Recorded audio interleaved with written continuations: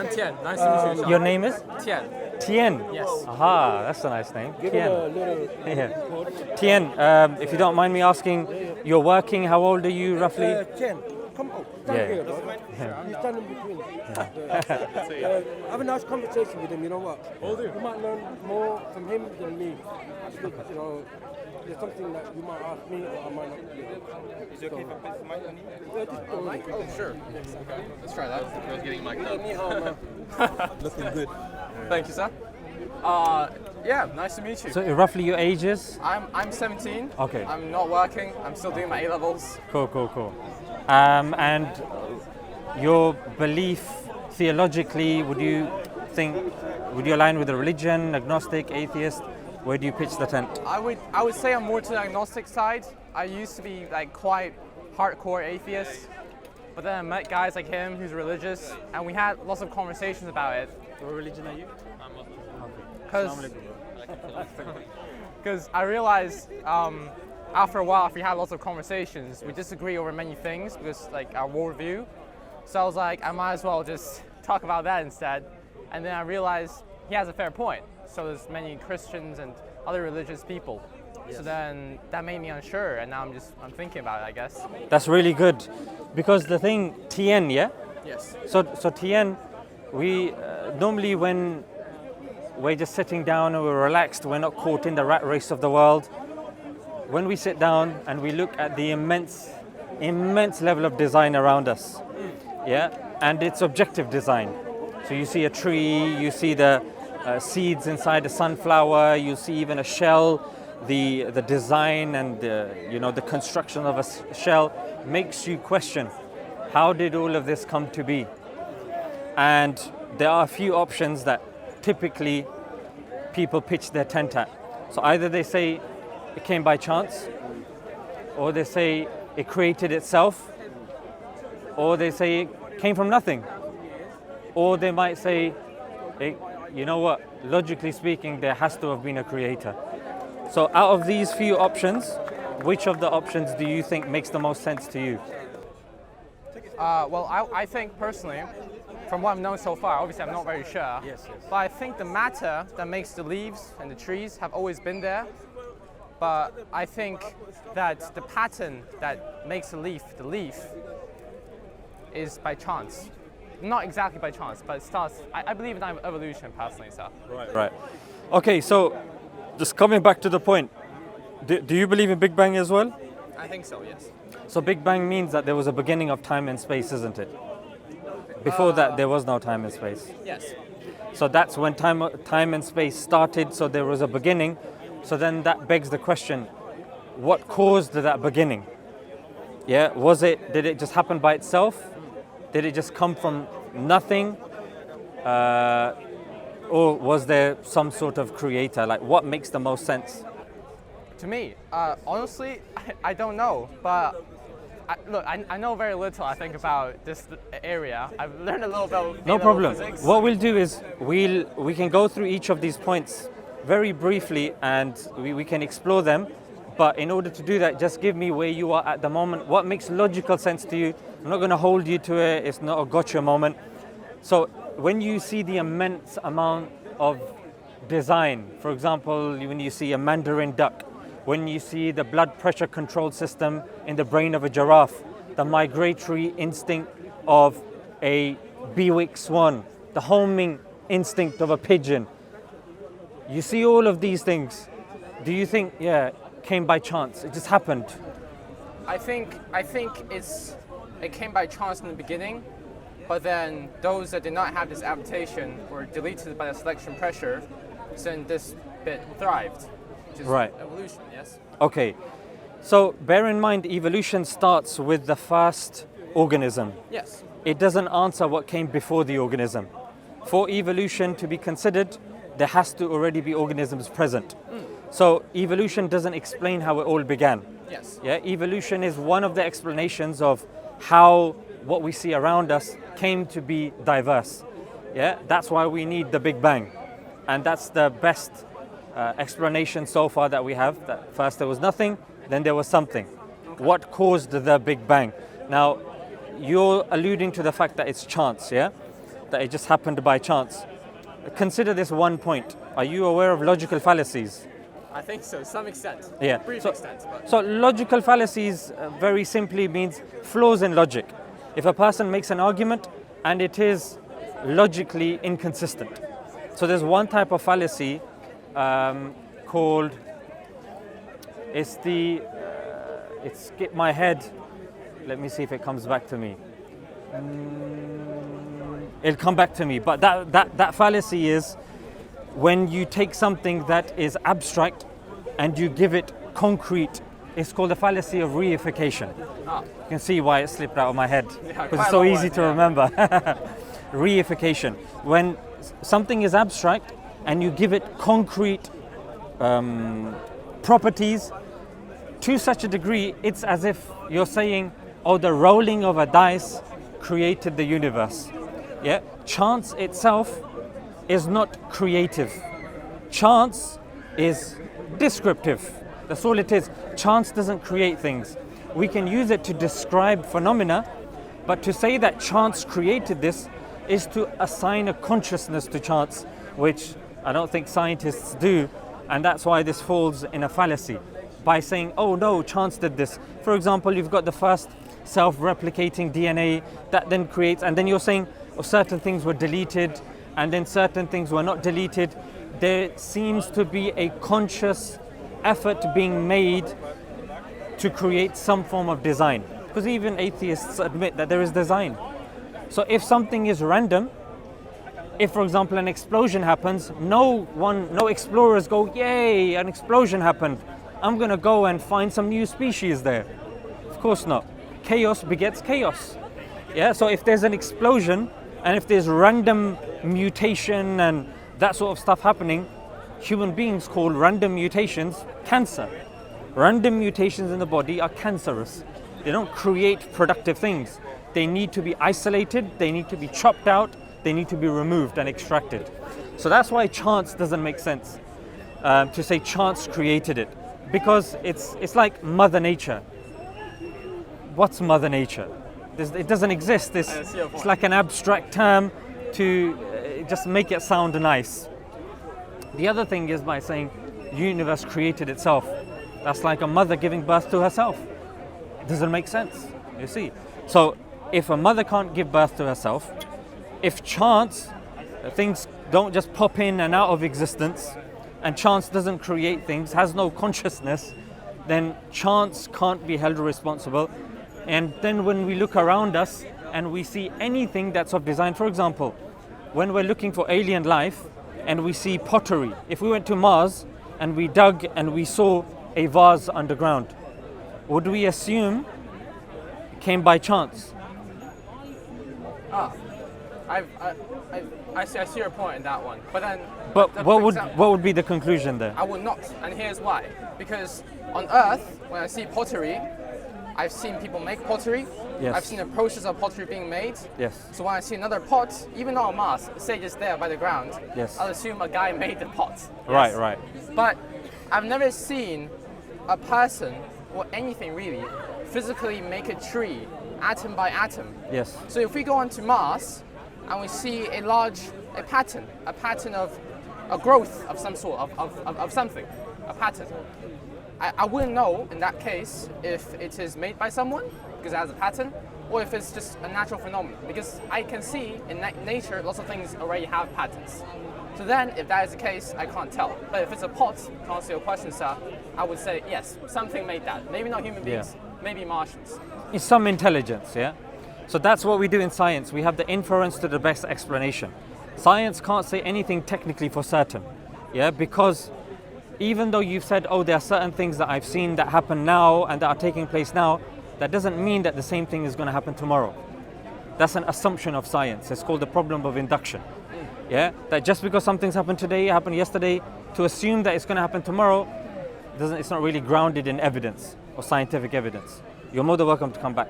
But no, I'm saying that, but I understand that induction is not a good idea of looking down things logically, but I think that sometimes you have to rely upon induction either way. I could be wrong here, I don't know, because I feel like without induction, I question so many things.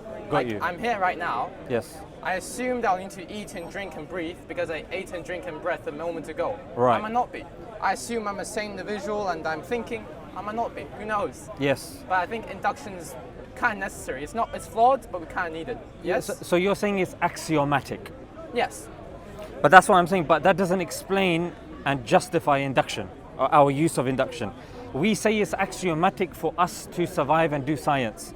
However, if we take that out of the equation, what's to say that if today science says something, the same is going to happen tomorrow without falling to circular reasoning? You can't. You can't, yes. Yeah, so you have to take it on face value and say, okay, we accept that we can't necessarily explain this phenomena, but we need it. The same is that I'm saying for design as well. That if we have in our experience witnessed all sorts of design since the beginning of civilization, if our search for aliens depends on design, our discovery of previous civilizations when we're doing archaeology, when we find pots, relies upon design, then I'm saying, why are we then stopping this when it comes to design, when it comes to creation? You gave the frame of reference argument, which is that I've seen pottery being made and this and that, but then I can make the argument when it comes to evolution and Charles Darwin. Even Charles Darwin hadn't necessarily seen evolution. Charles Darwin made an inference based upon the data that he saw on the Galapagos Islands. He made an inference. Nobody saw that South America and Africa were once one, but because of the shape and inference, they believe it was once a continent and then it drifted apart, so they infer that that's the case. No one saw the Big Bang, there's no frame of reference for the Big Bang, but yet when we look at the evidence and we say, look, the majority of the evidence is pointing towards that, for example, redshift and the cosmic background radiation, these are two of the strongest evidences for the Big Bang. Therefore, the inference to the best explanation is there was a Big Bang. So I would say that when you see the immense amount of design that you see around you and chance doesn't fulfill that criteria, it coming from nothing or it coming, by a non-intelligent being doesn't make sense.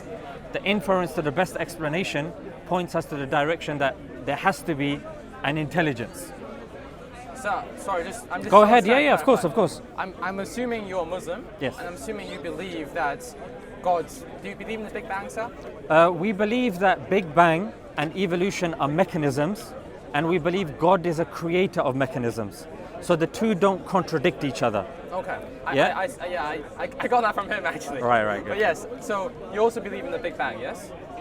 As the best explanation of what's there at the moment, because science by its nature doesn't ask us to believe. It says that, look, this is the best evidence that we have so far, it's the best theory. Yeah, we have no issue accepting it as a working theory, yeah. Well, here's I've also actually thought about this.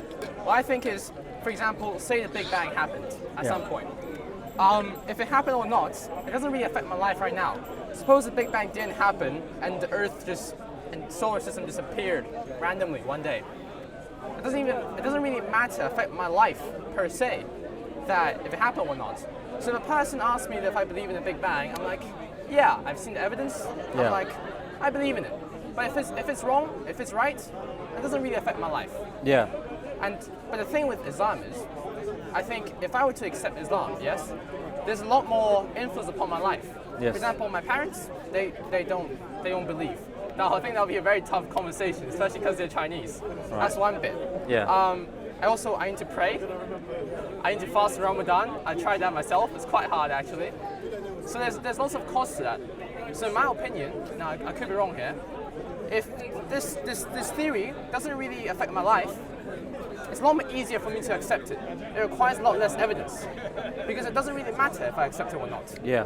So, but if a theory like Islam or most religions require a lot more sacrifice, Yes. I would think it would need more evidence, in Yes. my opinion, for me to accept it. That's fine. So, talking about the problem of inferring, you can say that I believe in the Big Bang in the same way, in the same inference. We didn't really see the Big Bang happen. Yes. We simply saw these other evidence. I can believe in that because it has less cost. Yes. Or I can say I actually believe in that less solidly. But in Islam, there's a much more higher cost. But you're conflating two things here, because when you're talking about the Big Bang is non-theological, and it doesn't ask or beg for your belief. When it comes to science, they present the evidence, And if the evidence is overwhelming and it's accepted and peer reviewed, then it's accepted. If not, then it's rejected. So I'm saying when you look at the same criteria that science employs, which is you look at the evidence, you look at the opposing evidence, and then you say which is the inference to the best explanation. And then if you have a scientific mind, I'm saying apply that same methodology to come up with the best of the options. Now, the thing with Islam is that what I gave you was a logical argument. Islam doesn't just pitch its tent on that. I agree with you, there needs to be more evidence. But in order to discuss more evidence, we have to pitch our tent, even if it means, like, you know, when you go to the optician, and sometimes both images look very similar, but he asks A or B. Both of us know because we have glasses. You never know, yes. Because this is prescription as well. So we have to pick A or B. I say, now they both look the same, but he says, oh no, pick one.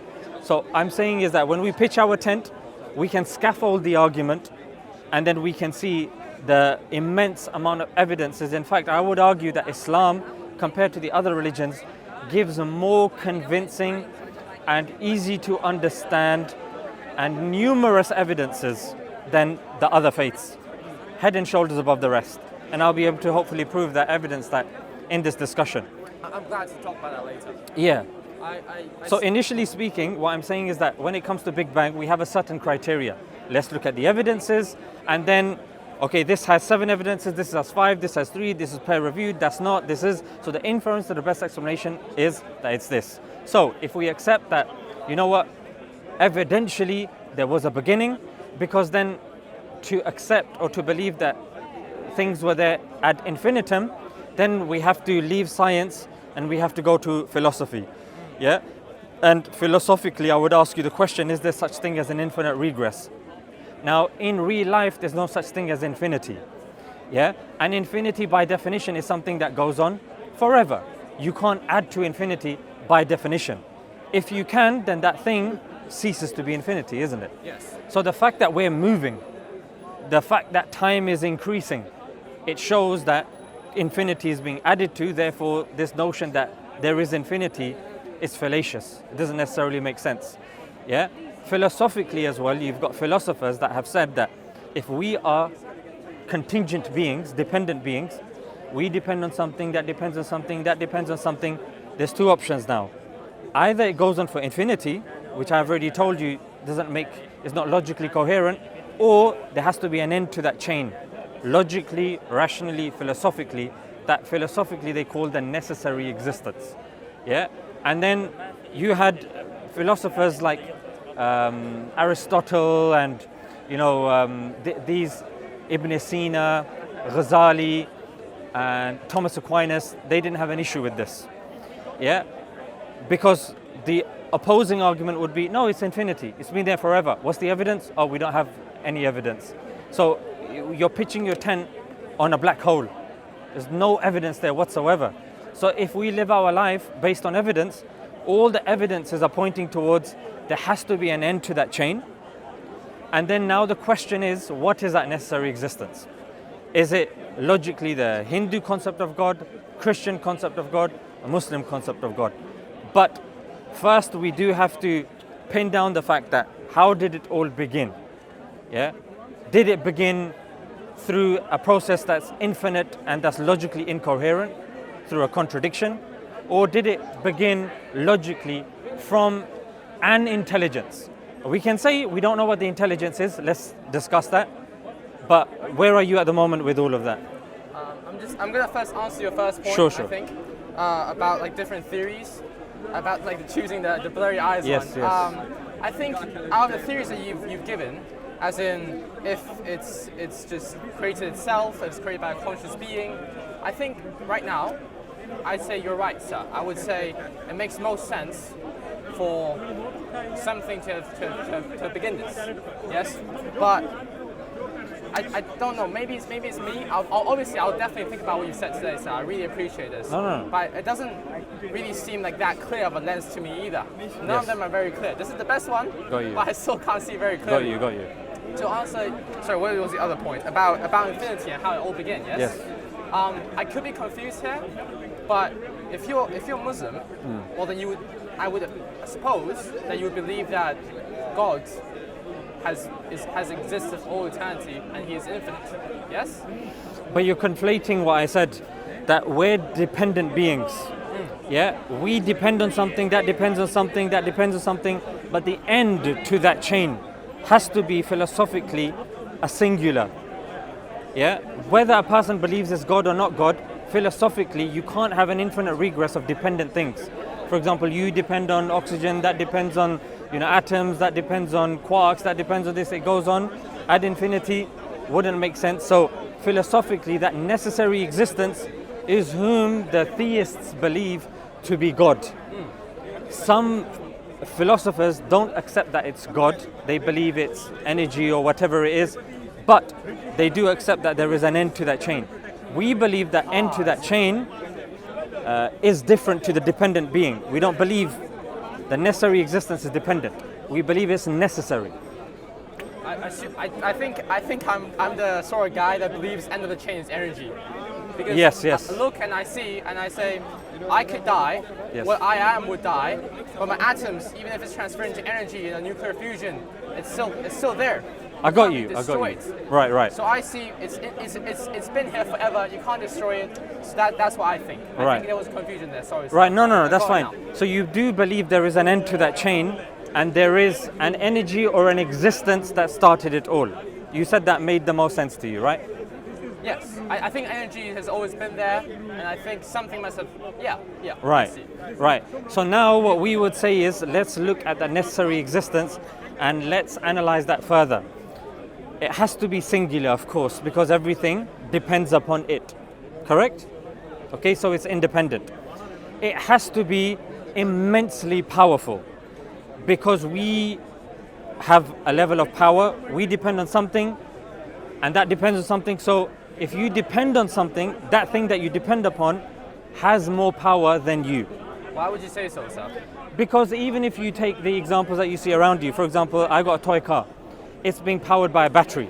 That battery has more power than the car because the car depends on that energy source. The car can't have more power and energy than the battery source, otherwise it's contradictory. Like, why is it getting the energy source from the battery? But Do you see? my mother gave birth to me. Yes. So I'm stronger and taller than her now. Not stronger. Here we're talking about energy.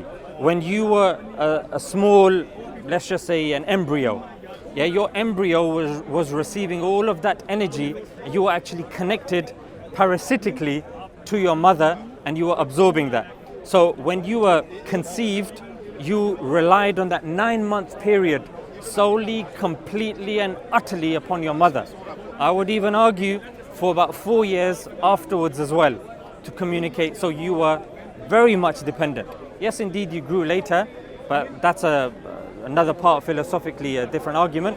But to say that you had more energy at that crucial time than your mother doesn't make sense. True, yes. Yeah, and even, for example, a car, you're putting petrol in it. That petrol, of course, has more potential than the car. Yeah, the car is dependent upon the petrol. Okay. So this is the nature of power. So if everything depends on this necessary existence, then surely the necessary existence has to be immeasurably powerful. Make sense? Yes. Okay. I got that bit. Thank you. Good, fine. And also, the third thing I would say is that necessary existence has to have will. Because will, by definition, I'll give you an analogy. If a person is sitting down, a painter, and he's deciding what to paint, the moment he decides what to paint is when that shows that there is a will, isn't it? The fact that he is starting something, that explains or that justifies the fact that he has or it has will. So if we were created or we formed at one moment and not another, that indicates a choice was made. Number one, a choice for us to form in the first place, and number two, a time for us to exist as well. So does that make sense to you? I'll admit I'm a bit lost in the last bit. If say that tree fell there and fell on a squirrel and the squirrel died, I don't see a conscious choice being made there. The tree was old, it fell, it was rotten inside, it fell on the squirrel. Yeah, the squirrel died. but there's a false analogy there. I'm not saying that the tree has will. Here with the necessary being, I'm saying the necessary being has will. I'll give you another analogy. if, for example, there are loads of colors here, yeah, you got blues and whites, and you've got circles, squares, triangles, and if you see a structure that's blue, white, there is a conscious decision that's been made of blue. Blue has been selected, white has been selected, the shape has been selected. When you have so many options, it's like, think of it like a computer keyboard. Yeah. When you see the word cat, a conscious effort was made to press C, then A, then T. So that indicates that whoever pressed that has will. Well, Go ahead. Are you referring to the fine-tuning argument? Not necessarily, no. Oh, okay, because I've heard about that, and I think it's kind of there's a resemblance there. What I think is, if I see a person write cat, yes, on a keyboard, I would think a person wrote that because a will, or someone has a will. Because at that moment, when the guy typed C, he could have also typed E, he could have typed F, he could have closed his computer. Yes. But in our world, we haven't seen an alternative where that could happen. We haven't seen an alternative where he could have typed F instead. We just know that C has been written. How do we know the guy has a We will need to go back to the philosophical definition of a dependent existence. The dependent existence philosophically means that it can be any other way, it can cease to exist, and there's a third criteria: can be any other way, can cease to exist, and is composed of parts. Yeah. So what we say with regards to us is we are composed of parts, and those parts could have been rearranged in a different way. When you look at Earth and so many dependent existences, they could have been assembled in a different way. The fact that you have different options of assembly and only one form of assembly was selected indicates logically that there was a will in place, especially when we're also talking about objective design as well. For example, symmetrical faces, Fibonacci spiral, the golden ratio. I mean, you probably heard, even on the face as well. They say that you've got the golden ratio even on your face, from hair to the nose, and from the nose to the middle of the lips. There's a ratio of 1.618, which is the golden ratio, which some people argue is a thing of beauty. It's used even in the Apple logo. It's even used, some say, by Leonardo da Vinci in the Vitruvian Man. See the man that's, yeah. So there is such thing as objective design. So when we're bearing all of that in mind, and we're seeing that you have objective design, you have options, that indicates that, logically speaking, it wasn't chaotic. Because if it was chaotic, it wouldn't be design. There would be chaos. Yeah. But chaos could turn, for example, using a cancer example you've said before. Yes. If I have mutated cells, well, yes, there's probably cancer, and I'll probably have to get rid of it. But some mutations is changes in the sequence of genes, yes?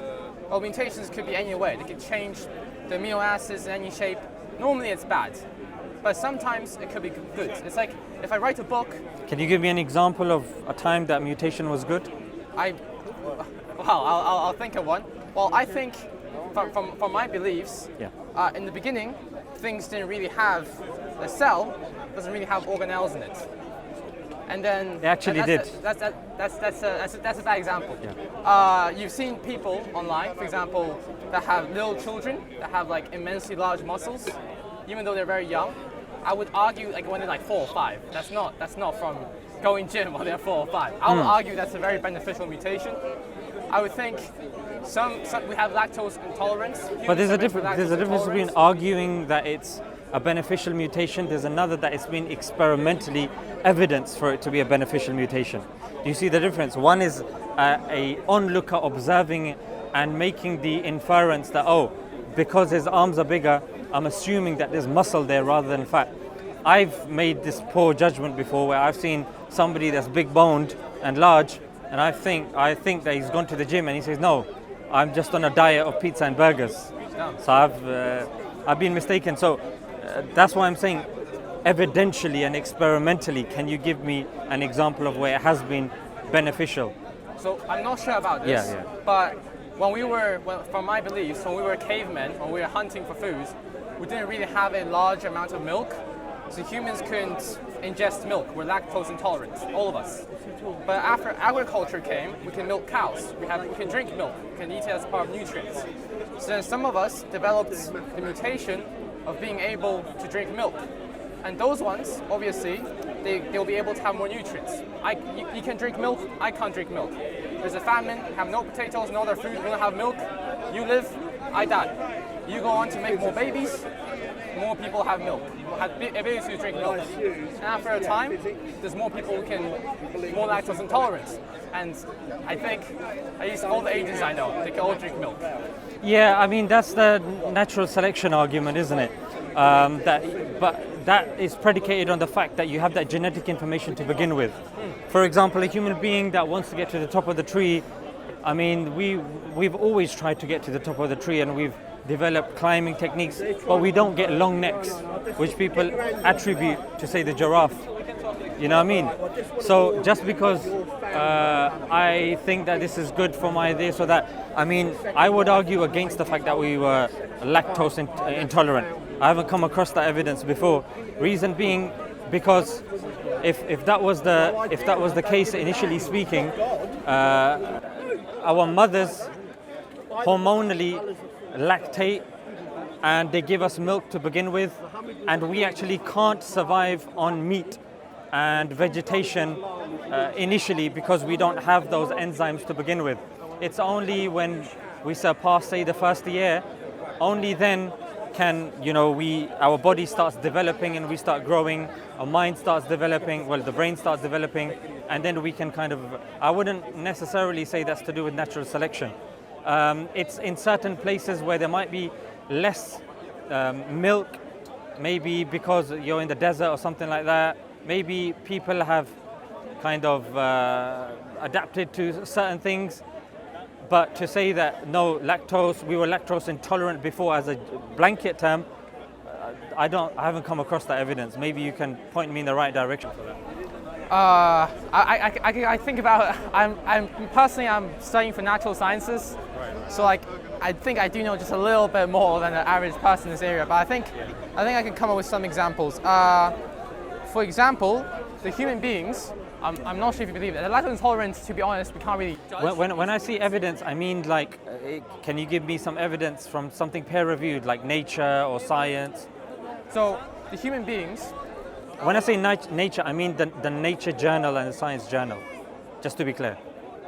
Well, I'm going down the evolution. Sure, no, go ahead. I just thought I'd say it, just in case you built a point, and then I said, no, I meant this, and then it's like... I'll try, let's see. Sure. Thank you for your time, sir, either way. So, when we were Neanderthals, can't speak English, but even before then, our spines were a lot more curved. They were like monkeys. We don't stand up straight. But after a while, our spines straighten up, and now we can stand taller than monkeys. And the reason behind that is, at least from what I've learned through Wikipedia, is when standing among tall grass, if we can stand up straight, we can see prey, we can see predator, which are better odds of survival. Is that not? And you can see through fossils of dead human beings that the bone structure, they have changed throughout the years from like this to straightening up. Yeah, that again relies on inference. That's called homology. Yeah, that just because there are certain patterns or there are certain fossils that we found, we don't make the claim that we found all the fossils, and then we order them based upon carbon dating. We assume that process is correct, and we assume based upon the tree of life form of evolution, because there's other forms of evolution like Neo-Lamarckian evolution and many others. If we assume the Darwinian evolution, then we're saying, and we're trying to superimpose it here by saying, look, this happened. So again, what we're doing is we're giving chance agency. This is the point that I wanted to get back to. That, okay, because this is good for our existence, who cares? It's chance. It's unconscious, unguided, materialistic, mindless atoms whizzing about.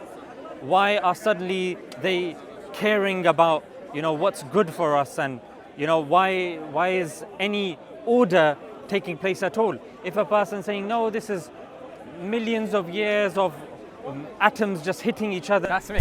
That's me. But then I would say, my friend, that how can you even trust your brain? Because if your brain is unconscious, unguided, mindless, materialistic atoms, why are we taking our brain seriously? We don't know, sir. We don't know. Do you see? It's the same as induction. We have to take it seriously, even though we don't know. If we don't, we go insane. I have to take it seriously as a cop-out. That just means that if I don't take this seriously, it just wipes out the rest of the science. I don't care. If you don't take your brain seriously, if you don't think you're conscious, I No, think that would cause you're saying induction, yeah? No, we have to rely upon induction. Therefore, all of the hard work that we've done in science will be discarded. And because science experientially is accepted, therefore, we have to take it. I would say the same with regards to God. I would use the same experimentation or the same terminology that you say as well. We have to axiomatically accept that there is a God. Otherwise, life becomes meaningless. There's actually no morality, because you speak to any atheist, they're not going to use science to tell you if something is good or bad, because science doesn't claim to answer morality. And that's why we have, not to kind of hate on certain countries, but they claim that North Korea, the leader of North Korea is an atheist. Certain leaders in the communist China, like Mao Zedong, was atheist, and they believe this and they committed this crime and this and that. Point that I'm trying to say is, atheistically, there is no good, there is no bad, there is no right, there is no wrong. An atheist can't evidence and prove that somebody sitting drawing a circle all day long is better or is worse than a brain surgeon who's saved 5 lives today. True. You can't. And because of that, I would argue that life becomes chaotic, and we need objective morality, number one. Number two, even if we look at peer-reviewed evidence like Justin Barrett of Oxford University, he did a study looking at 20 countries and looking at 40 studies over 3 years, and he concluded that humans are predisposed to believing in a God. I think I agree with that to some extent. Yeah, and Olivera Petrovich also said that children as young as 7 believe in God. Yeah, so this is something that's innate within us. Sorry, that's a wasp. So it's innate within us. So whether we look at morality, whether we look at even innate biology, because innate biology comes from obviously science. Yeah, and then we look at, for example, Scripture. What would be your criteria for you to accept that a Scripture is from God? My criteria. Your criteria. That's a very good question, sir. You can take as long as you need. I'm not going to rush you. Thank you. I don't really know, and I would like to explain why, if you're willing to hear. Because when I began to start talking with him, who gave me lots of information, I would think, well, a good scripture, it could present supernatural evidence that cannot be, at least from my perspective, seen from human beings. That sort of thing. See, like supernatural things, like prophecies, or like, say, the Quran. No one has yet wrote another line or chapter similar to the Quran. Yes, that's what I would think. But then I realized that other religions, other scriptures argue to have similar properties or other seemingly supernatural properties, and they contradict each other. Christians say Jesus is the Son of God, Muslims don't.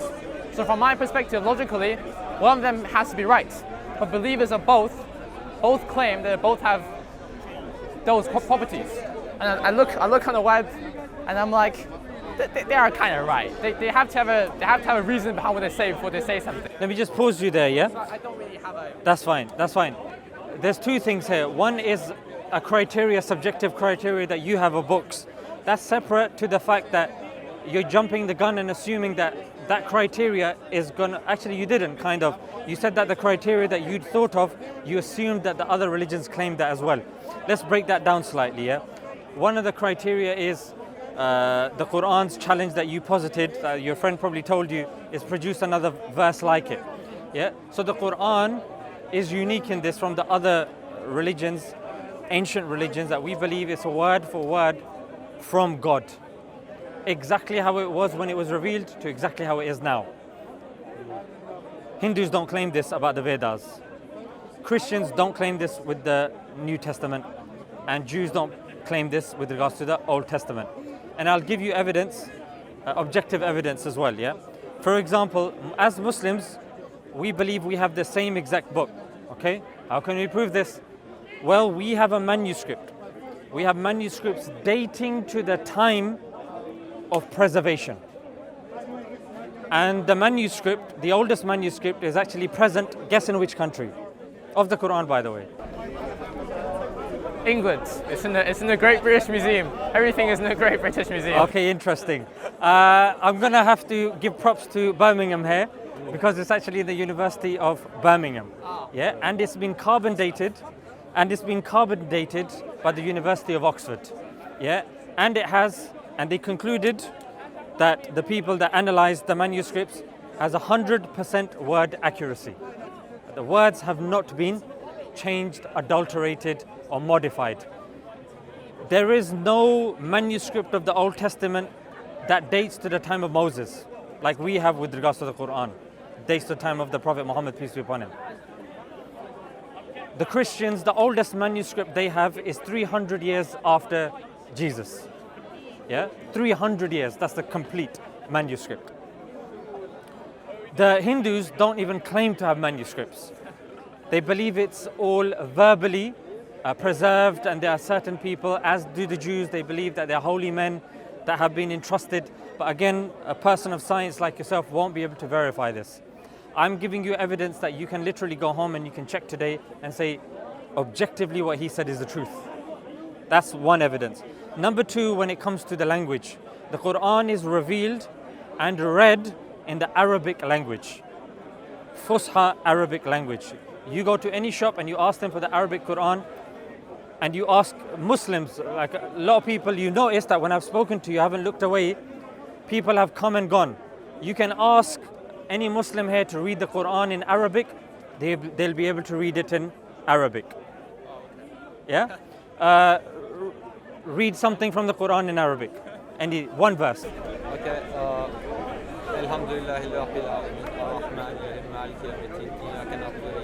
Okay, he's given 6, 7 now, yeah? He's You can also say. No, I can't. I tried reciting a surah that day, Okay. but I don't really, not the pronunciation. So here's the thing. Arabic, if you look objectively, if you look objectively, the Arabic language it fluctuates between 4th and 5th most spoken language on the planet. It's a live language. Yeah? So you can access the religious scripture without any hesitation, without going out of your way. Okay, let's look at the Hindu scriptures. They're written in Sanskrit. I'm sorry, but Sanskrit, it's not a live language. Jesus spoke Aramaic. Can a Christian come here and read the Bible in Aramaic? They would argue, hey, that Muslim's deceiving you. The Bible's written in Greek. Hang on a minute. Jesus spoke Aramaic. Why is the Bible written in Greek? That's a question you can ask them. But let's look at the language of Jesus, Aramaic. UNESCO says Aramaic is an endangered language. So a person today can't access the teachings of Jesus. In fact, how can you even verify the other teachings of Jesus without the involvement of Paul, who came afterwards, conveniently. As did the gospel authors. 2 out of the 4 gospel authors, even the Christians will admit, came after Jesus and wrote they believe, I think, This is Pete, Luke, they believe Bartholomew. No, they believe John was there, and they also possibly believe Matthew. Yeah, Matthew. Yeah, the other 2, it fluctuates. Yeah, so Aramaic is an endangered language. Sanskrit is not a language that's accessible. Old Testament is written in Hebrew. In fact, Jews they're not a missionary religion. You can't technically become a Jew through and through. Your mother has to be Jewish, right? Yeah, so it's more an ethnic thing. So the question is, if this comes from God, why can't, if I've been misled or if I am not guided, why can't I, become a Jew? Which again is something you can ask them as well. And again, Hebrew is not something that's spoken generally. Yeah, the Quran is in Arabic, we read it in Arabic, we memorize in Arabic. In fact, we have kids as young as 6 that have memorized the Quran. I've had 4, honestly. As young as 6, and it was in Palestine. that young girl. Hopefully she's still alive given what's going on over there. That's probably impressive, by the way. Yeah, so that's with regards to the accessibility of the language. And even when it comes to scriptures, you find me one Jewish person that has memorized the Old Testament from beginning to end. Or even generally, it's not within their culture to do so. They'll argue, once upon a time we did. Well, once upon a time there was a princess and she looked very nice and she went to a castle, but that doesn't mean it's true. Yeah, a lot of things happen once upon a time. So what now? Yeah, like you want to know evidence now. Arabic, live language, memorizing the Quran. I can make a mistake now in the Quran. Your friend, whom I've never met, will be able to correct me. But if I don't, shall I put it to the test? No, put it to the test. No. We'll let him be. Okay, let's do it. I'm going to put it to the test. He said no. He's saying no. Yeah? But I'm going to do it anyway. But he's still going to succeed. I don't think I am. Okay. I'm very doubtful. قُلْ هُوَ اللَّهُ أَمَدْ. Okay, well, What's the mistake? Ahad. Huh? Qul huwa Allahu ahad. Ahad. What do you say? Ahad. No, قُلْ هُوَ اللَّهُ أَمَدْ. You see, it's like the only thing missing are the pitchforks. do you see? This is how Muslims are when it comes to preservation of our traditions. It's not a joke.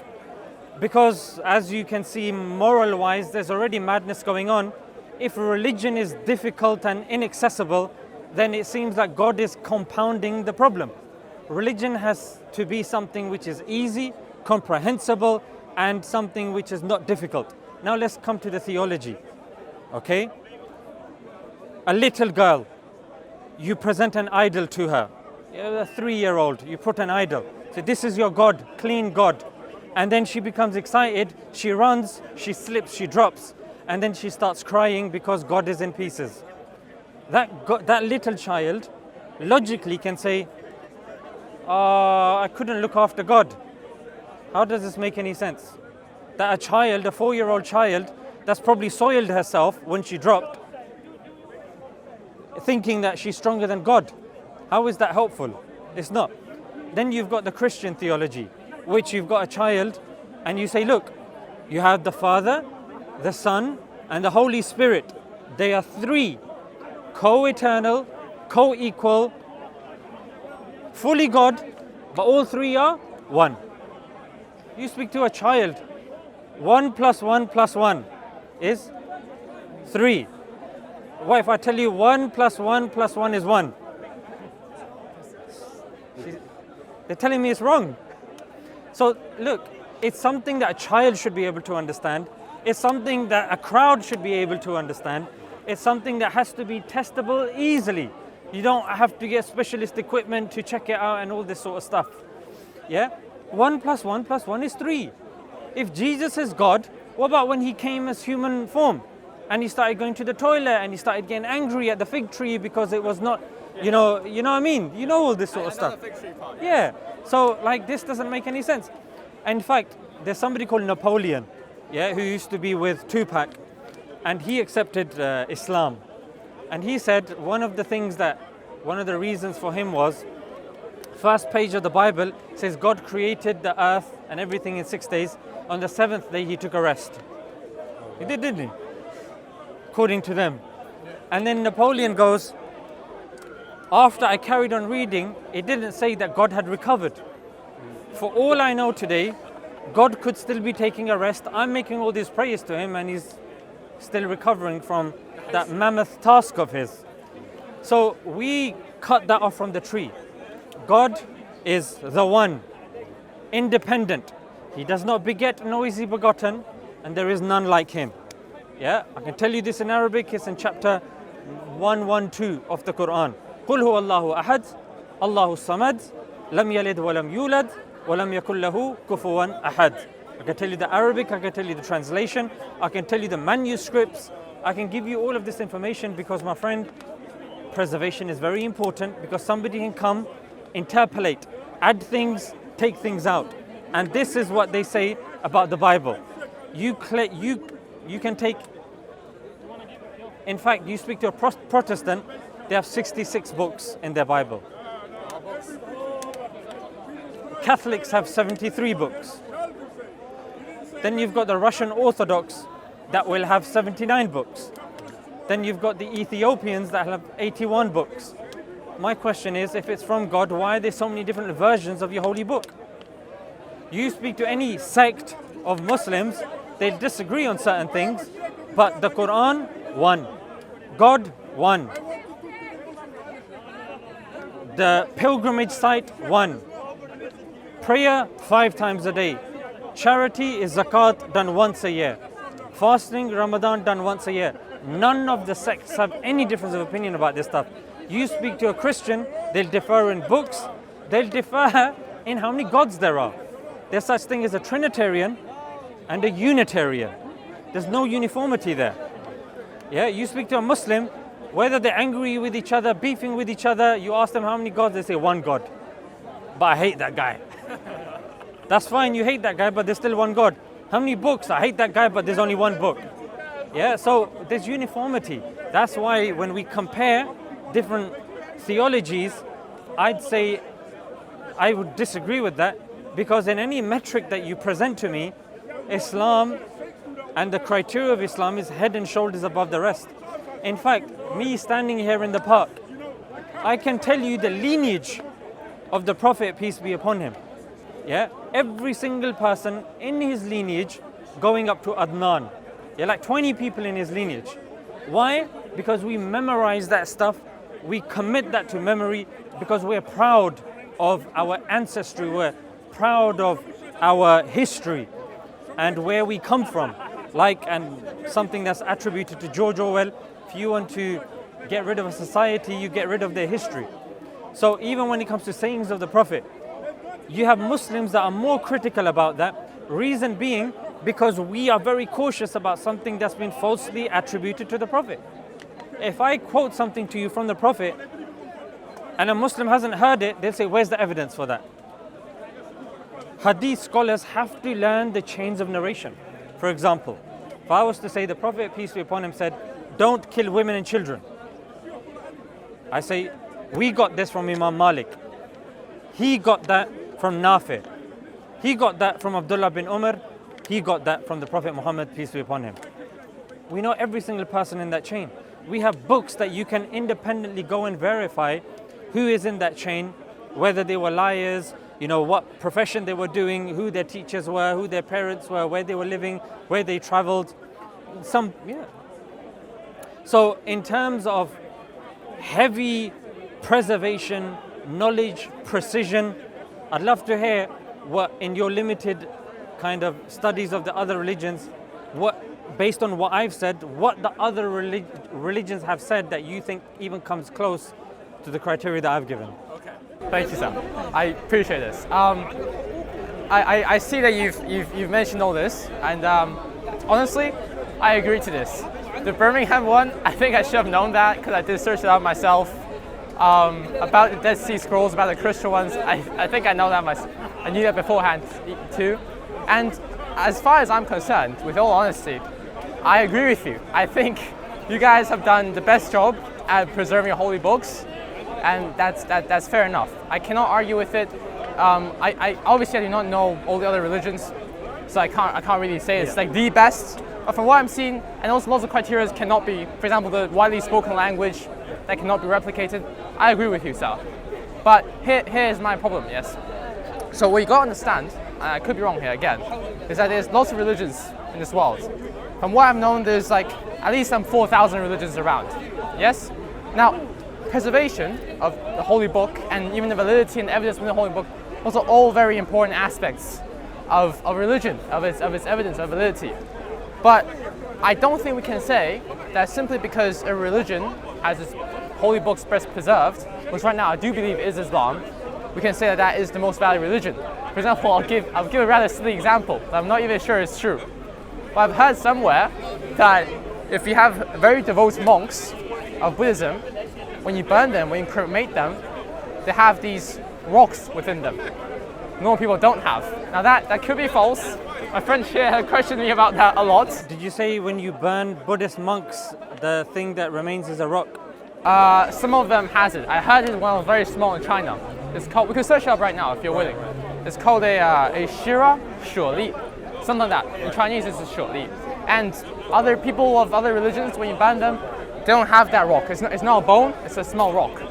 Now, from my perspective, I don't believe in anything. I would think, if I see that this is a religion, and a small percentage of the devout believers, not all of them, a small percentage, when you burn their bodies, they have a rock that no one else has. I would say there's something different about their religion compared with everything else. No one else has rocks. I would say that's a good piece of evidence. Yes? Now, if I've never heard of Buddhism, if Buddhism is a very small religion that I've never known of, I would never have known about this criteria of comparison. So say, let's call that the criteria of the rocks. Say Islam, obviously, I think excels than any other religion in the criteria of preservation, but in the criteria of the rocks, I would say the Buddhists win, if the rocks do exist, that is. Right. So if there's so many religions, how would I look through all the criteria? I could say you guys are best at preservation, but I don't know if that small religion in Africa might have a holy man right now that can perform miracles. I do not know. Yeah. So coming back, starting off with the Buddhist criteria that you gave, it's not just unique to the Buddhists. It's actually something that's referred to in the Hadith as well, the sayings of the Prophet, peace be upon him. This is something that's present in not just every believer or disbeliever. And this is something corroborated by science. And the bone or the rock you're referring to is called the coccyx. Yeah, the coccyx bone. And that's something that does remain. So it's not something that's unique to the Buddhists. The reason why the Muslims haven't necessarily claimed this, because in our religion, you don't burn people. Yeah, you bury people. But regardless, even if after a while you were to dig, you will see scientifically as well that there is a coccyx bone. So for criteria of belief, I don't think that would be accurate. But coming back to the point of preservation, that was the first point that I mentioned, yeah? Because it's a scaffolding argument, that in order to even entertain what the books have in them, you have to first entertain the fact that that book is the same book that was there since Revelation and it hasn't been changed. Otherwise, you can't have that conversation. So for me, that's like a gateway argument, a beginning argument. Can I just ask really quickly, sir? You mentioned the bone. Which bone is that? Coccyx. Is that like a specific piece of? Yeah, it's at the bottom of the tailbone. Ah, well, firstly, I'll fairly admit that I did not know that. And secondly, obviously my understanding of Buddhism is very limited. Yes. But I've heard that the Buddha, the guy who created the whole religion, one part of his shira, his rocks, is his finger bone. So am I tripping? But that's what I'm saying. Claims can be dime a dozen. Yeah, but the thing is, claims then need to be evidence. That's why, even with what you said, I gave you, okay, this is an our tradition. This is what science says about this as well. And I've given you the name as well. So it'll be interesting to see what science says about that and if that's been looked into. Otherwise, religions claim many things. Yeah, but can they be objectively verified is another issue. Now, the second part of my scaffolding would be what you mentioned, prophecies. Yeah. Now, correct me if I'm wrong, it would help, just like the point that I said, for us to say this is what the religion claims, oh, it's true, therefore the religion is true, is a circular argument. It helps if you can look outside of the religion, that thing can be verified objectively by a non-biased source. I'll give you an example, yeah? The Quran talks about the war or the battle between the Romans and the Persians, yeah? Now, the Romans or the Byzantine Romans were losing badly. When I say badly, I mean they lost Jerusalem, Constantinople, Egypt. Heraclius was brought to his knees to the other king, and to add the cherry on top, a plague had broken out. Lo and behold, at that moment, the Prophet Muhammad, peace be upon him, said, it has been revealed to me that the Byzantine Romans, who are currently in the state they're in, they will beat the Persians. And to add insult to injury, He went one step forward and he said between 3 to 9 years. Now, when you look at prophecies, whether it's Nostradamus or the Mayans or even the I Ching, you will notice that giving a date, even when it comes to cold reading by these palm readers, they avoid specifics. Yes. Yeah, because that's the worst thing that you can do. General, like horoscopes. Yeah. So the Prophet is being very specific, between 3 to 9 years. And then it said that the Muslims will rejoice as well. So, okay, that's very nice. Now, Islamically, we say this is exactly what happened. Now, let's put the Muslims on ice for 1 second. You have a Christian individual called Theophanes. Theophanes has written a book called the Chronicles of Theophanes. It's a primary source evidence, the best source of historical evidence. He's a Christian. He verified exactly that they did indeed beat the Persians in that time frame. And the dates are there as well. In fact, this prophecy is so unique that even a historian like Susan Wise Bauer, even she said that the Byzantines were ill-equipped, they were lazy, and they were unprepared. So you have this army of, I don't want to use that inappropriate word, but let's just say lazy people beating these giants, yeah, within the same time frame. And then the ayah, the verse also said the Muslims will be rejoicing because the Muslims had a battle called the Battle of Badr, in which the ratio was 3 to 1. The Muslims were 313 against an army of 1,000. The Muslims beat them as well. Again, this is historically recorded. So, just to look at this prophecy once more, that you had the Byzantine Romans versus the Persians. They were losing incredibly. The Prophet, peace be upon him, chose that specific time to give a date. Between 3 and 9 years, they will win. Historians tell us it was not logical to assume that they would win because of the nature of the army, the loss that they had incurred, and then we're told by an outside source, Theophanes, that indeed this did take place. So I think number one, I'm really glad about that because I did not know that. Jump in. No, I'm glad that you're providing me evidence which is kind of what I asked for. Yeah. But thing is, like, I kind of already like know a little bit about this. Some bits, like very not as detailed as you do, of course. So I thought it's good if I just tell you what I know firstly. Okay. About at least Islamic part, because I talk to him too much. Or let me give you a few examples. You're probably not going to know this. In Surah Baqarah, the second chapter of the Quran, yeah, in verse 286, Allah talks about the middle nation. Yeah, the middle nation. I do not know this. Yeah. But that verse where Allah's talking about the middle nation, so I said there are 286 verses in that chapter. That verse is 143, which is exactly half of 286. Well, now I think I do know what you're talking about. Well, Yeah, so that numerical precision. Hellfire, we believe from our traditions, is black. Yeah, and the amount of gates that it has, the amount of time gates is mentioned in the Quran, so the numerical precision and the accuracy of that also. And you can go on and on and on with regards to even the numerical precision. Are you aware of some of those? well, to be honest, I did look at this like a long time ago. You did, yeah? I did. I think angels and devils are mentioned the same amount of times. There were a bunch. I agree with you on that one. I think to add to your point, I think there was also lots of scientific evidence discussed. So let me just pose a question there.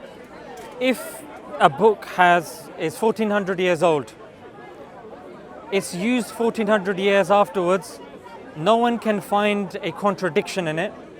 It's still relevant to the fastest growing religion on the planet, which are the Muslims. It's the most morally discussed book. On top of that, you've got prophecies in there that are very accurate. You've got numerical miracles. But if I was to tell you that the author of that book was unlettered, he couldn't read or write, and he was inspired, my question to you is, what makes the most sense? Was he incredibly smart and he made it up? Did he copy it from somebody else?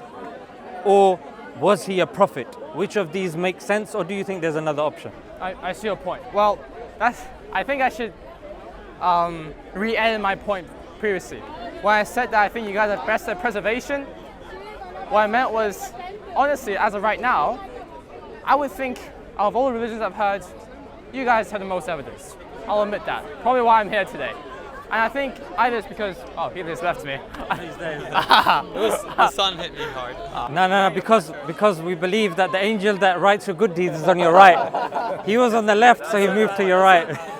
It's not too much. Because now you're talking good stuff, so he came to your right. I think it's because I heard the most evidence from him. Maybe it's because I learned the most about Islam.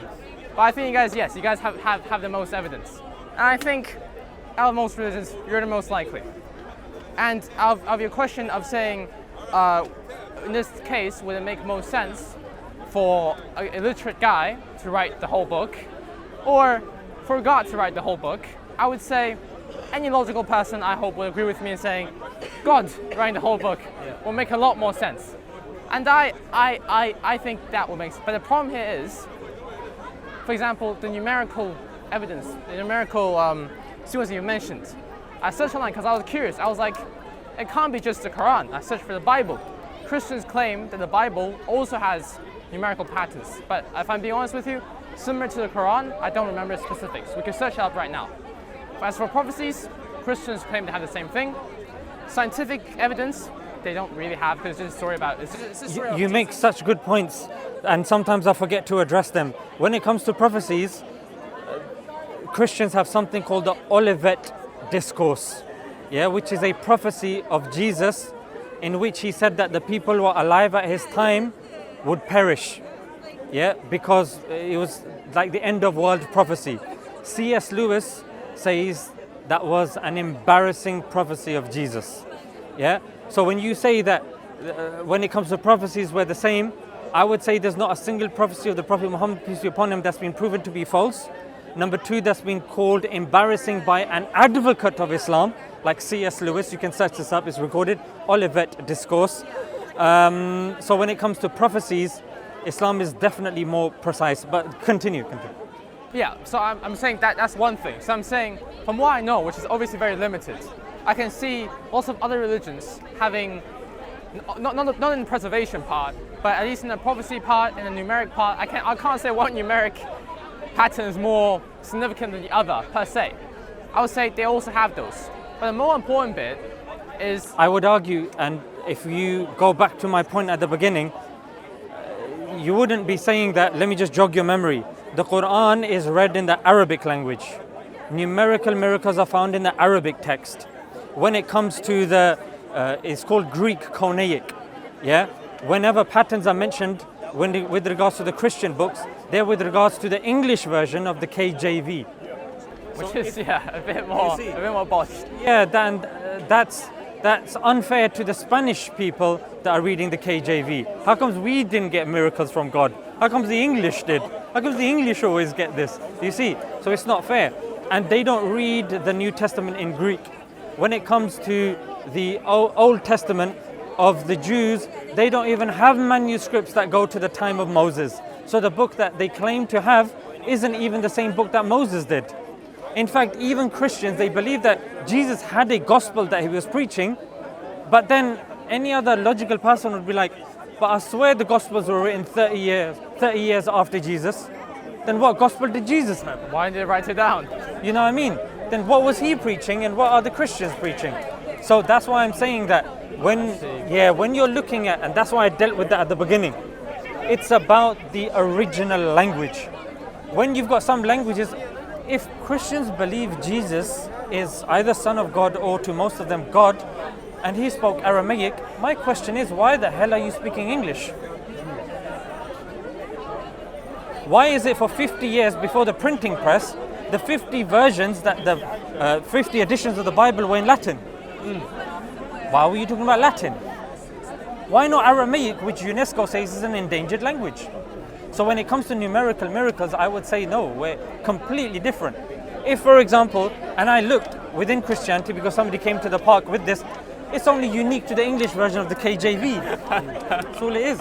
And when it comes to even the Vedas, again, the Hindus are in two minds that, okay, the Manusmriti is part of the canon, like it's part of its laws that we accept. Some say no, it's a guy called Manu who came and gave his own opinion in which he was saying certain things. I don't want to, we've got kids here, I don't want to mention some of the stuff. It's a bit mad. Yeah, it's a bit mad. But some of that stuff, I'll give you one simple example. The Old Testament says that when it's referring to the Amaleks, yeah, kill the men, women, children, babies, infants. In fact, it says take the heads of the infants and smash them against the rocks. Now I ask you, as an average individual, is that something you can read to your child? No, not about smashing heads on rocks. Is that something that you can read on your graduation when you're proud and you've been working for 3 years? Now my challenge would be for somebody that claims that the religions are all the same, you find me one verse in the Quran that mentions killing babies or smashing heads of people on rocks. There's nothing like that, my friend. In fact, what you'll see of the Quran is you'll go to Harvard Law School and you'll see when it comes to the verse of equality and justice, that's the verse that they liked of the Quran and encapsulated it and wrote it on their building. It's there, you can Google this yourself. So when it comes to verses of the Quran, the fantastic stuff in it, stuff that is incomparable, I say, when it comes to the other holy books, which, my friend, they don't even access to the original language. They rely on translations. Ask, when you're walking out and about, you speak to some of these Christians, say, can you read this and can you read chapter 6 in Quranic Greek? But then you ask a Muslim, you just need to provide the text. Say, Bismillahir Rahmanir Rahim. And he's just going to start reading. And you're like, yo, are you Arab? He said, no. But this was the first thing that I learned when I was a child. Not, what do they learn in schools? These songs that they teach in primary school. Oh, McDonald's had a farm, E-I-E-I-O, Baba Black Sheep, Baba Black Sheep, have you ever more? And Kumbaya, my lord. I remember even in my primary school. I only know about Oh My Daughter Had a Farm, if I'm being honest. I had no clue what I was being taught, but I was there taking in the programming. But this is what I'm saying, my friend, that when you accept Islam, you become more morally in tune. Your life has a direction. Think about it. At the moment, maybe this could be right, maybe that could be right, maybe this book and that book. But when you know, just as an example, let's just say you have a dandruff issue. You're going to Superdrug or any other shop and you want to get a shampoo. There's like 40 shampoos there. Like, oh no, all of them are right. No, you're going there for a specific reason. Anti-dandruff, boom. Only this side is anti-dandruff. Organic, boom. Only this. Smelling of watermelon and lily and all that. I'm not a woman, mate. Boom, only this. Yeah, on top of that, I need something that's got a conditioner in there. Boom, only one option. Great success. This is mine. Yeah, so that's what I'm saying that we should do with the religion as well. Somebody comes and say, I'm a vegan. Okay, I had cow yesterday. Well, you're not a vegan then. Yeah, but I'm vegan / cow eater belief. Okay, good for you. Another guy comes, I'm vegan. All right, I don't eat meat at all. Okay, but I drink milk. So just because somebody comes and makes claims and people are, there's something called the Star Wars religion. But I mean, you know what I mean? It's actually a registered religion. It's registered. That doesn't mean we start, bowing down to the Jedi or, the Darth Vader flipping who can't even save himself. He relies on some plastic suit. How's he going to save us? You know what I mean? So what I'm saying is that in a world of plurality and social media, in order to get along with each other and to protect each other's sensibilities, people say, oh, it's okay, all religion believes this. No, they don't. All religions don't believe their book is preserved. They don't believe that they are accessing the exact language. They don't believe that all the prophecies in there are correct. They don't believe, for example, even when it comes to the challenges of the Quran, even when it comes to the Prophet Muhammad, peace be upon him. Like at the time of the Prophet Muhammad, you look at chapter 111, tell me, just stop me if your friends told you this. There's a verse to say that Allah is saying about somebody called Abu Lahab that he will not accept Islam. Oh, yes, he's All he had to do was, really? I'm not going to accept Islam? Hear ye, hear ye. I accept Islam. Muslims would have been embarrassed. But the author of the Quran knew, no matter what, the thought would not enter his mind to accept Islam. Even he would not survive to the conquest of Makkah. Because the conquest of Makkah, most people accepted Islam anyway. He died before.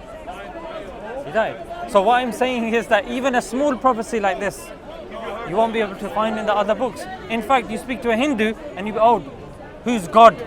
So, no. It's not we are all God, you know. And then 5 minutes later, he'll start telling you about Vishnu and Brahma and Shiva. So you're like, hang on a minute, who are these three individuals? Oh, they're the three Murti. Translate, Trinity. There you go. Yeah, so again, you've got three that are one. You've got one God beefing another God, one God asking the permission of another God, asking him to help him. Like the two gods go to Vishnu, who's lying on a crown of serpents, or whatever it is. And he's blue, by the way. And then he comes on earth, again as a blue individual, and falls in love with a girl, doesn't speak to her, takes color. It's a random girl, Sita. He comes in an avatar form, and he likes this girl because he's blue and he's a bit, shy. So he takes color and he randomly approaches her and starts rubbing color on her, which if he did today, he'd be locked in prison for sexual harassment. You know what I mean? So, and this is what happens in India during the festival of Holi, Holi. This is what they do. They go to random people, start throwing color on them, rubbing them. Japanese tourists, I don't know if you saw, it was in the news.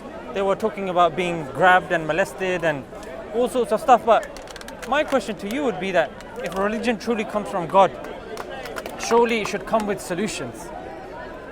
Like you ask when it comes to the economic crisis, I can tell you the Islamic solution to that. What would that be?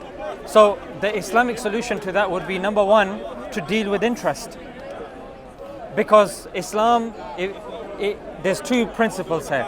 Sadaqah is charity. Yeah, charity improves the economy. Because if you're a rich person, you give charity, a poor person gets it, then that poor person can invest and do something, it's helping the economy. Interest. A poor person wants to do something. The only way a poor person can do something is by lining the pockets of the rich person. Because the rich get richer and the poor get poorer. And then the rich person gets more, and now because inflation rates go up and down, the poor person is struggling to keep up, and now he's scared to buy and purchase stuff, so that's harming the economy. So interest, like you see it today, is actually harming the economy. Sadaqah and charity improves the economy. When you look even at family values, Islam is there telling you about family values and preservation of family values. Today you ask a Muslim what is a man, what is a woman, they will tell you this is a man, this is a woman. You go in central London, you ask one of these suited, booted gentlemen, what is a woman? I don't want to talk about it. Because if he gives an answer, whatever answer he gives, if that reaches his boss, he's getting fired tomorrow. He can't define what a woman is, can't define what a man is. That's why you got Primark having one of those intersex or genderless toilets as well. It's confused.com, mate. Yeah, a society that can't even define something that's integral and important. So Islam came to preserve wealth, family, life. You kill one person, it's as if you have killed humanity. There's no verse that tells you to kill babies. What does the Prime Minister of Israel say when October 7th happened? He got up on stage and he said, Amalek. Bet Salem, who's a human rights organization of Palestine, they said they're from Israel as well. And they go, anyone who's gone through the education system in Israel knows what Amalek means. Anyone. When you mention Amalek, it means everyone. Man, woman, child, baby, everyone. You and me, we didn't know. We just thought, no, he's just talking. but their own human rights organization saying the people in that country knew exactly what he meant. And that's exactly what happened. Because Norman Finkelstein, he mentioned a very scary statistic. He said if you look in the last 3 years, the amount of children that have been murdered compared to the amount of children that have been murdered 6 months in Palestine, it's actually 4 times the amount. Damn, it's quite grim. 4 times. If you take the last 3 years and all the children that have been murdered, it's 4 times the amount that have been killed in the 6 months in Palestine. So my question to you would be that if something claims to be from God and you have people that claim to be the chosen people, then what's chosen about this? Yeah, what's chosen about doing this? Like, why can't you condemn this? Why don't we see scores of their rabbis coming out and condemning the acts of the IDF? Rather, if you ask for condemnation, you're going to be called an anti-Semite. But when it comes to ISIS and these groups, Muslims are the first to come out and say, you know what? They do not represent Islam. A small minority. In fact, the whole political aspect is clear. So look, I say this to you once again, that no matter what angle you want to come at, Islam has the solutions for everything.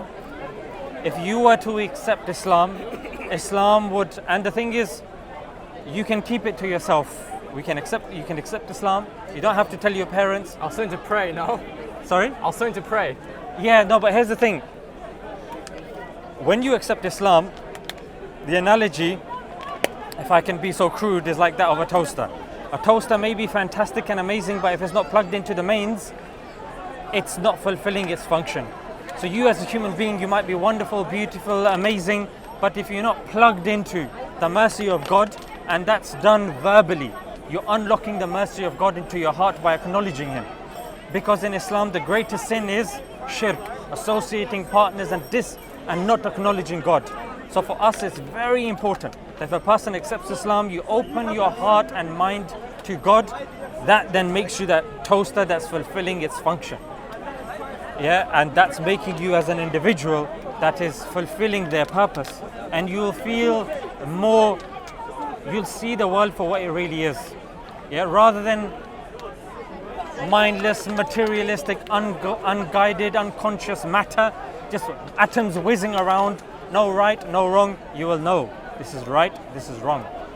Yeah, and with all due respect to the atheists, if tomorrow, let's just say your friend wasn't around, yeah, let's just say you were in a relationship, because you're a handsome individual. Thank you, Just sir. say if you were in a relationship and, you know, things didn't work out and you had heartbreak. They say 2 of the things are incredibly painful. One is death of a loved one, and the other one is heartbreak. Yeah, and these are very difficult things to recover from. That's why you see people going to intoxicants and all these sorts of things. So when you were in that, if you were ever to be in that position, you call your friend, it's 2 o'clock at night. He's asleep. He's a human being. No, he wouldn't. Well, hopefully he would. Hopefully. Yeah. We hope. And you know, people are, you know, when you go out and about, it's London. You know what I mean? My friend, he went through a breakup of his marriage, and he said he was crying on the tube. Said this. Said he was crying on the tube. Yeah, not him. He was crying on the tube, but he has, you know, a beard, and he said, I was crying, I was hoping somebody would come up to me and ask if I was okay. He said, not one person came up to me. Not one person. And that, even now, it makes me disappointed. But unfortunately, this is London. This is what Northerners, when they come to London, that's what they say in up north. When you speak, you say, how are you? Yeah, I'm all right, thanks. How are you, mate? Here in London, go, how are you? Shut up. Mind your business. I don't have any money, mate. I do admit we do get a bad rep, but it is like this. It's a rat race. Yeah. Northerners more friendly, bro. I'm a Northerner. Yeah, there you go. That's why, you know. Look, even she's friendly as well. MashaAllah. So in that sense, what I'm saying is that in crunch times, when you're in that aeroplane going down, even the harshest of atheists will say, oh my God. Do you see what I'm saying? So it's all well and good academically saying, no, but what about this? And no, there could be infinity, and no, over billions of years, this could have been. We can talk about that academically, philosophically, rationally, ontologically, teleologically. We can do all of that. But let's, on the level, do you really believe that? Do you really believe that sort of stuff? No, you don't. You do believe that there is a creator out there, because you don't believe all of this can come from nothing or by itself. You believe that there is something out there. Yes, certain religious people would have annoyed you. You would have had a really bad experience with them. And yes, not all religious folks are good people, but that doesn't mean that the religion is bad. You know what I mean? And that's the reality, and that's what I would say to you, that Islam has so much to offer you, but the way for you to open that gate is to accept Islam. Otherwise, be intellectually honest and say, no, this is what I have a problem with. That's hash it out, mate. Because if you start bringing up statistics about even the survival predictability of you getting home safely today, I mean, you could get run over by a lorry, you can get run over by a coach, you can get the 17th mutation of the COVID virus, which ironically disappeared when Putin popped along, but maybe it's going to make a comeback now, and another mutation. Who knows what's going to happen? What I'm saying is, look, life is not a joke. When life becomes a joke, like the Buddhist that you mentioned, imagine burning a human being alive. But you'd say, no, I would never. But when the person dies, the reason why they burn him or her is because they're like, it's dead now. Dead, it's a body, it's matter. But for us, we don't believe it to be like that. What we say is we bury the body. You let the nutrients and everything go into the soil. Even technically speaking, even when we cut nails and hair, the best practice is to bury it. Not to dash it in the bin, but we're living obviously in a very concrete jungle. That's why certain practices not everybody can do. Otherwise, it is very nature-based. Prayer is supposed to be on the ground. Yeah, where you put your head on the ground. Even scientifically, they say free radicals go into your body, you walk around barefoot, and all of this sort of stuff. So this is what Islam teaches. Yes, the concrete jungle is trying to take us in another direction, and leave it to them, they will. They'll turn you into a commodity and a battery. That if you've seen the Matrix, like Neo, where he's just used as a battery in a container, as the machines have realized that, you know what, they're just good for their source, the energy source. Yeah, and that's the thing with the future. If you see Black Mirror, you see how dystopian the future could become with virtual reality and all of this technology. Unless you're grounded on reality and your purpose and why you're here, what's right, what's wrong, there's going to be more and more veils on reality. At the moment, the veil on reality could be posters, it could be the concrete jungle and this and that, that's veiling the reality of the soil. On top of that, you've got TV. On top of that, you've got the headphones. On top of that, you've got immersion, virtual reality. It's going to get more and more, like the Neuralink of Elon Musk.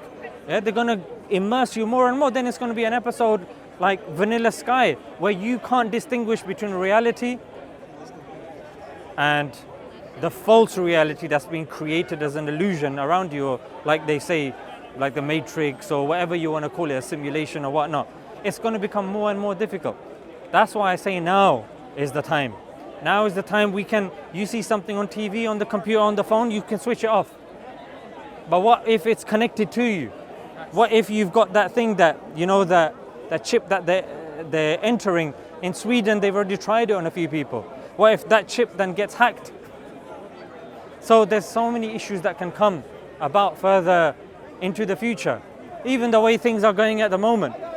Yeah, you've got countries attacking each other, asking for World War III. It's crazy. So that's why I say, mate, this is something that society trivializes to us. Says the most important thing is the Euro final because England's made it into, the final. But then when you realize that this is nonsense, I'm not surviving just to watch a football match. I'm not surviving just so I can line my boss's pockets when I go to work and help him live his dream. What is my purpose? What am I doing here? And it's these questions that are very important. And once upon a time, like in Iraq, there was something called the House of Wisdom, where you had people of all faiths that would come and discuss, talk about that. You had Aristotle, Plato that would discuss stuff like this. Today, if somebody talks about that sort of stuff, say, yeah, he's a religious nutcase. But that's the problem. When a person believes that all of this did not come by chance, surely you should reflect on how did this come to being? What could logically be the answer? And how can I improve my life and make sure I'm living in the best way possible? The only way you can do that is by listening, and when you hear the correct logical answer, say, you know what, that's fair enough. Just like I would accept a theory in science, just like I would trust my bus driver to take me home, even though I don't even know his name, I'd trust a pilot who's driving a bloody jumbo jet hundreds and thousands of feet off the ground. Why can't I trust God, who's the operator of everything? You know what I mean? So that's why, mate, we come here every week. That's why your friend has got nothing really to gain from you. Just because you accept Islam doesn't mean his Bitcoin account is going to be plus 100,000. You know what I mean? Like, there's nothing monetary. In fact, if there was any monetary gain, he would be sinful for that. In fact, the Quran's told him off. There's no compulsion in religion. You can't obligate and force somebody to accept Islam. So the thing is that once the case has been made, then the question is propaganda. What's the propaganda? I know I'm doing a John Cena, but what's the propaganda that's stopping you from accepting Islam? And that is a question I would posit to you. What is stopping you from accepting Islam? You said earlier that he was worried about prayers or something. You mentioned. I think it's more. I don't know. I think you made lots of fair points today. I think either you're right, which is more likely at this point, 100%. or I just forgot what I thought about. And I think it's more just the commitment, the effort you need to put in. That you need to pray, you need to do this and do that. And there's just the more I talk to him, the more I realize it's a lot more effort than you would think. Here's the thing. Let me give you one example, yeah? One is the argument of truth. Yeah, this is truth, this is false, this is where the evidence is, here's where there's no evidence. So you've got that aspect of things. Another is, okay, the implementation of worship, how it fits in with my life. The difficulty or the impracticality of that shouldn't negate the first part of the argument, which is the truthfulness of something. It could still be true, you could still accept the faith, but then the speed in which you implement these things is different, and it's a separate point to that. Yeah, they're not necessarily connected. I'll give you an example. I can give you a map, I can give him a map. I can give you both a destination to go to Edinburgh. We're here in London. He might take a coach. You might go to the city airport and get a flight. You're both going there. You don't mind paying the extra bucks to get there. Yeah. He says, you know what, I'm more familiar with this. He might go, you know what, I've always wanted to walk, and I get a couple of friends and we'll make a couple of days out of it and we walk there. Yeah, trekking and hiking and all that sort of stuff. It's up to you. Yeah, the process comes later. Yeah, prayer. Okay, how can I maneuver? That's phase 2 of the argument, or that's phase 2 of your journey. The first journey is you have to first acknowledge. For me to have a conversation with you, I have to first acknowledge you exist. You don't have to agree with me, or I don't have to agree with you, but initially you have to make that acknowledgement to me. So if I ask you, bro, do I exist? And you go, yes, you exist. If you go, I say, no, can you use words, please? My hearing's not very good. You go, yes, you exist. Okay, fantastic. Can you say in Spanish? Oh, okay, you exist. Or can you say in Urdu? Aap waqi udhar ho. Or whatever it is, yeah? So I would say that is the second part. First part is acknowledging that there is a God. You not praying doesn't mean that there is no God. That's true. You see? So don't conflate the two. The first part of the argument is there a God? Does Prophet Muhammad have the strongest case? Is the Quran the strongest book? Therefore, what comes from the Quran makes the most sense. Yes, good. I agree with it. Okay, now, how would I go about doing these things? That would then be a slow, gradual process. For some people, praying, like you probably heard, there's a YouTuber called Ali Dawa. Yeah, he's a friend of mine. When he accepted Islam till today, his father doesn't like him praying in front of him. So he has to adjust with that. His mum is more forthcoming. and he prays. But initially, he would have to pray in secret. He had to keep his faith secret. Yeah, some people don't tell their parents initially. Some people, discuss it with them at a time that they're ready. But with all due respect to your parents, they're not going to be joining you in the grave. Yeah, they're not going to be answering the questions. They're not going to be helping you in your worst possible situations in life when they passed away, God forbid. So bear that in mind. When it comes to purity and stuff like this, all of this sort of stuff is something that a person learns gradually. For example, if you say, Zishan, how would I go about learning the prayer? Like, who would be able to teach me? I'll say, there's something called Salah Plus.